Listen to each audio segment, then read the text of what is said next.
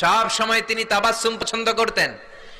বিশ্বনবী বললেন, ঠিক আছে, আনতিল ফাইজা, তুমি বিজয়ী হয়েছো।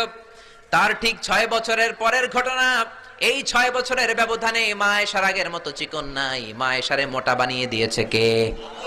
আবার 6 বছর পরে বিশ্বনবী তাহাজ্জুদের সময় উঠলেন, মা আয়েশারে ডেকে বললেন, আয়েশা, মদিনার কোন লোক জেগে নাই, সবাই ঘুমিয়ে আছে, চলো আজকে রাতেও দৌড় দৌড় খেলি।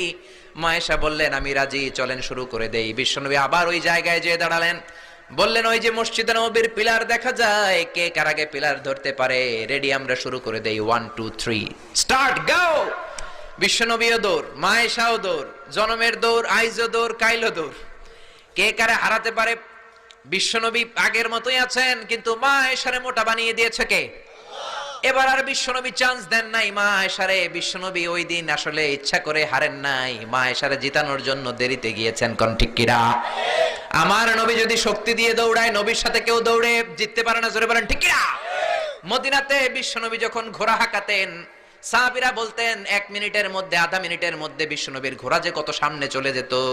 সামনে আমরা ধোঁয়ার বালি দেখতাম, বিশ্বনবীরে খুঁজে পাওয়া যেত না। আল্লাহু আকবার। আবার তিনি যখন ওঠ হাঁকাতেন, পাগলের মতো বাতাসকে পেছনে ফেলে দৌড়াতো। আদবা আর কসওয়া, এই দুইটা উট নবী ব্যবহার করতেন। নবী কি ব্যবহার করতেন এগুলো জানেই না। সালমান খান কোন ব্র্যান্ডের টিস্যু দিয়া টয়লেটে যায় এটাও জানে। কোন নায়ক কি করে, সাকিব আল হাসান কোন ড্রিঙ্কস খায় এরকম মাসেল বানাইছে, সবার মুখস্থ আছে না নাই? এরপরে মাশরাফি কেমনে পেস বল করে, ওই প্র্যাকটিস আছে না নাই? কে কেমন কি করে সব মুখস্থ, কিন্তু নবীরা কেমন চলতেন, নবীদের সুনান কি ছিল, এটা আমাদের জানা নাই। জোরে বলেন ঠিক কিনা? বিশ্বনবী যদি দৌড়ের মতো দৌড় দেয়,